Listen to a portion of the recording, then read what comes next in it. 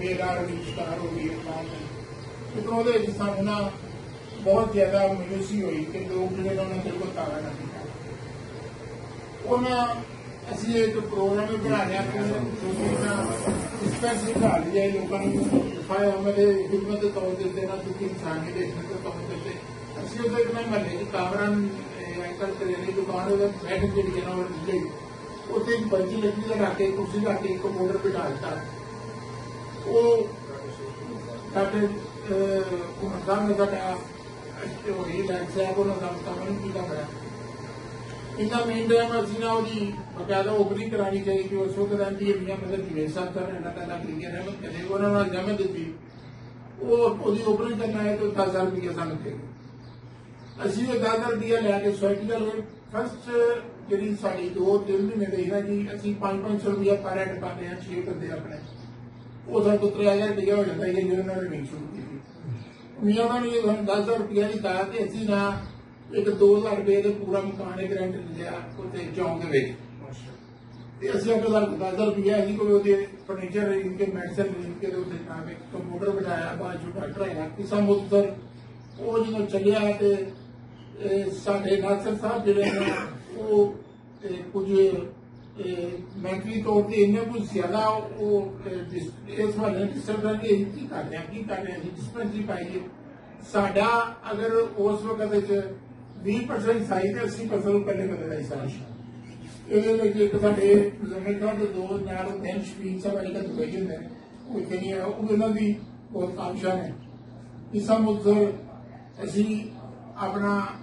एक एम बना रहे कि असी एम्बुलेंस लेंगे एम्बुलेंस का जो प्रोग्राम बनया तो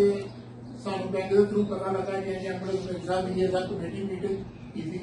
उन्होंने यह सूट काम नहीं करना एम्बुलेंस ना लैनी मंजूर है असं सूट नहीं लेना उदो महमूद अब्दुल भट्ट साहब एक नैसर वाले बड़े भाई ने उन्होंने आखिया जी गल ये कि तुम मेरे को परचेज कर दो तुम असल कीमत मैंने तो 11 महीने की मैं कोई जाना जाने ये अपने बेटे का आ गया मतलब सानू घट चली असं उन्होंने थोड़े पैसे पैसे दे रहे फिर नैसर साहब का प्रोग्राम बनया कि जीटी रोड पर जाइए हॉस्पिटल मिले वो जनाब बड़ी कोशिश की लेकिन सानू कोई तस्वीर आई ना मिली जीटी रोड पर हॉस्पिटल बना उन्होंने दिनों अल्लाह तआला जन्नत सी करे मीर लतीफ साहब ने सानू ऑफर की कि मेरे को एक गाड़ियां का इंतजाम किया छोटा जा अगर वो यूटिलाइज करना चाहते हो तो तुम कर लो मैं को 10 साल तक वो खाली नहीं करा अल्लाह तआला उन्होंने रहमत करे असी जनाब बकायदा तौर पर झोलियां चुक के ना बंगले से मतलब जीटी रोड से फिरे दुकाना से गए वो उन्होंने अच्छी तरह याद है सारे सारे दोस्तों मिले 2 रुपए पाए चोरी मेरे 5 रुपए पाए 3 रुपए पाए असी उदो हस्पताल जो तमीर किया बकायदा उदो साडा 15 लाख रुपया खर्चा आया जेड़ा मीर लतीफ साहब ने आख्या जी कि समझ लो कि 15 लाख रुपया जो भी अस्पताल हाली करोगे मैं पर दे दिया 15 लाख रुपया आया एक मेरा एडवांस आ गया जो अस्पताल हाली करोगे 15 लाख रुपया ठीक है मीर साहब अपनी जिंदगी साढ़े को किराया लेते रहे 9,000 जो 9,400 बनाया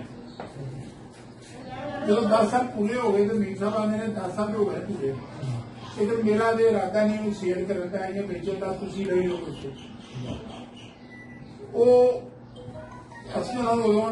दुबई के उन्होंने सर्व कराया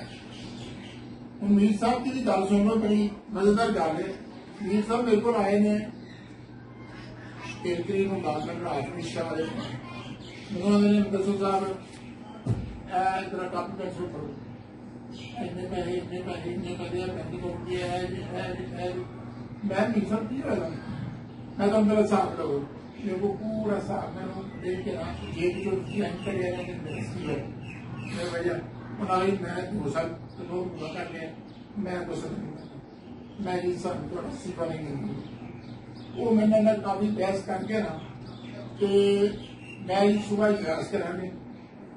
मैं वो इजलास नहीं होना जो चुराली तरीके से ठंडिया किया वही शब्द मैंने मैं सवेरे इजलास चाहवागा जो मैं सदर बोलने बनाना मैं ना कमिटमेंट कर ली मैं इंशाल्लाह कोशिश करांगे कि वो 45 तरीक से आया है ये रात की गल है सुबह 10 बजे डेथ हो जाती एक दिन मतलब 4 घंटे तो मैं साथ दे के मेरे दुनिया पैसे ने पैसे भी पाएंगे मेरे